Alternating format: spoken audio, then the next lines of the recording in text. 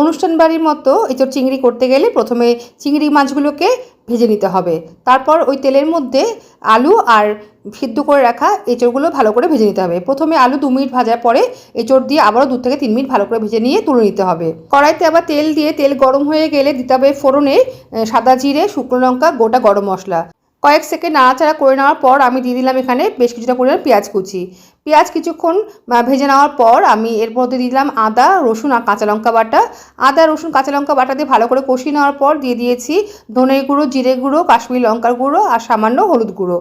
আবারও একটু সামান্য জল দিয়ে ভালো করে মশলাগুলো কষিয়ে নিলাম। কষিয়ে নেওয়ার পর আমি এখানে দিয়ে দিলাম আগে থেকে ফেটিয়ে রাখা টক দই। টক দই দিয়ে আবারও আমি 1 থেকে 2 মিনিট মতো ভালো করে কষিয়ে নিলাম। কষিয়ে নেওয়ার পর আমি এর মধ্যে দিয়ে দিলাম আগে থেকে ভেজে রাখা আলু আর এঁচোড়। এঁচোড় আলু দিয়ে ভালো করে নাড়াচাড়া করে তারপর আমি এর মধ্যে দিয়ে দেবো হচ্ছে আগে থেকে ভেজে রাখা চিংড়ি মাছগুলো। এরপর স্বাদ মতো নুন আর চিনি দিয়ে আবার একটুখানি ভালো করে নাড়াচাড়া করে 5 থেকে 6 মিনিটের জন্য ঢাকা দিয়ে রান্নাটা করব। গ্যাসের ফ্লেমটা একদম কম করে রাখতে হবে আর মাঝে মাঝে নাড়িয়ে দিতে হবে। 5-6 মিনিট পর ঢাকাটা খুলে আমি কিছুটা পরিমাণে গরম জল দিয়ে দিলাম। গরম জল দিয়ে প্রায় 7 থেকে 8 মিনিট আবারও আমি রান্নাটা করে নেব। সব শেষে গরম মশলা দিয়ে নামিয়ে নেব।